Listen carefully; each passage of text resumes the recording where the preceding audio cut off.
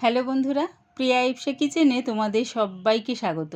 আজকে তোমাদের সাথে শেয়ার করলাম চটজলদি জলখাবারের রেসিপি ডিম পরোটা। প্রত্যেকের বাড়িতে আটা, ময়দা বা ডিমও সাধারণত থাকে। একবার আমার মতন করে এরকম ডিম পরোটা জলখাবারে বানিয়ে দেখো, ছোট ও বড়দের প্রত্যেকেরই বেশ ভালো লাগবে।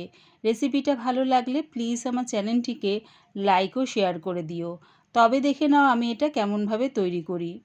একটা পাত্রের মধ্যে 2 কাপ ময়দা নিয়ে নিলাম। তোমরা চাইলে শুধু আটা দিয়েও করতে পারো বা আটা ময়দা মিশিয়েও করতে পারো। দিলাম 2 চামচ রিফাইন তেল, দিলাম স্বাদ অনুযায়ী নুন। এবারে প্রথমে আমি ময়দাটাকে তেলের সাথে ভালো করে আগে মাখিয়ে নেব। প্রথমেই জল দেব না, তেলটা দিয়ে দেখো ময়দাটাকে আগে ভালো করে মাখিয়ে নিলাম। এবারে অল্প অল্প জল দিয়ে ময়দাটাকে মাখিয়ে নেব। একেবারে অনেকটা জল দিয়ে মাখিও না, অল্প অল্প জল দিয়ে দেখবে ময়দাটাকে খুব সুন্দরভাবে মাখানো হয়ে যাবে। অল্প অল্প জল দিয়ে দেখো ময়দাটা খুব সুন্দর করে মাখানো হয়ে গেছে।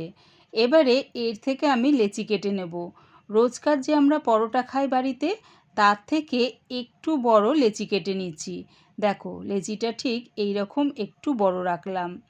2 কাপ ময়দা থেকে আমার প্রায় 4টে লেচি হলো। এবারে একটা বাটির মধ্যে আমি 3টে ডিম নিয়ে নিলাম ফাটিয়ে।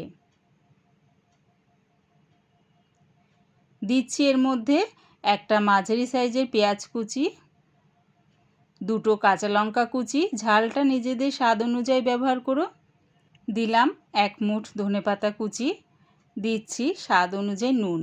এবারে সব কিছু একসাথে ভালো করে ফেটিয়ে নেব। সব কিছু ডিমের সাথে ভালো করে ফেটিয়ে নিলাম। এবারে চাকির মধ্যে অল্প একটু ময়দা নিয়ে নিলাম। একটা লেচি নিয়ে দেখো 2 হাতে তালুর মাঝখানে রেখে প্রথমে গোল করে নিলাম। তারপরে 2 পিঠে ময়দাটা মাখিয়ে নিলাম। এবারে পরোটাটা আমি গোল করে বেলে নেব। দেখো ঠিক এরকম বড় করে গোল করে বেলে নিলাম। একইভাবে প্রথমে পরোটাগুলো বেলে নিলাম। গ্যাসটাকে মিডিয়ামে রেখে একটা তাওয়া বসিয়ে দিয়েছি। তারপরে একটা পরোটা দিয়ে এপিঠ ওপিঠ ভালো করে আগে সেঁকে নেব। ভালো করে সেঁকে নিয়েছি। এবারে দেখো রিফাইন তেল ব্রাশ করে দিলাম। একদিকটা ব্রাশ করে নিয়ে আরেক দিকটা ব্রাশ করার জন্য উল্টে দিলাম। দুদিকটা আমি রিফাইন তেল ভালো করে ব্রাশ করে নিলাম। তারপরে এটা আমি লাল লাল করে ভেজে নেব। তেল দিয়ে পরোটাটা কিন্তু আগে 2 পিঠ ভালো করে সেঁকে নিও।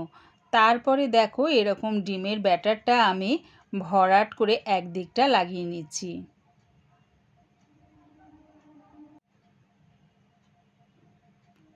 ডিমের ব্যাটারটা চারিদিকে ভরাট করে দিয়ে দিলাম। এবারে আস্তে করে পরোটাটা উল্টিয়ে দিচ্ছি। এই সময় কিন্তু গ্যাসটাকে মিডিয়াম টু লোতে রেখো। আবারও এই পিঠটা আমি ডিমের ব্যাটারটা চারিদিক ভরাট করে দিয়ে দেবো। তোমরা চাইলে পরোটার একদিক দিতে পারো। আমি দুদিকেই ডিমের ব্যাটারটা দিয়ে দেখো লাল লাল করে ভেজে নামিয়ে নেব।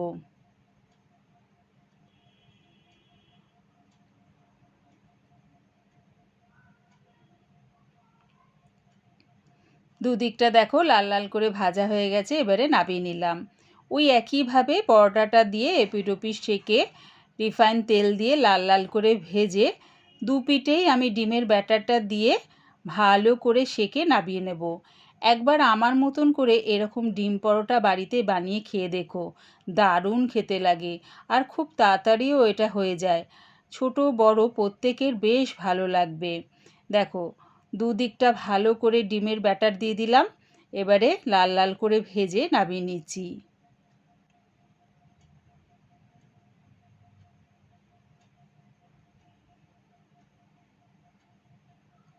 দুদিকটা দেখো সুন্দর করে ভাজা হয়ে গেছে। এবারে নামিয়ে নিলাম। ওই একইভাবে সব কটা ডিম পরোটা ভেজে নামিয়ে নেব।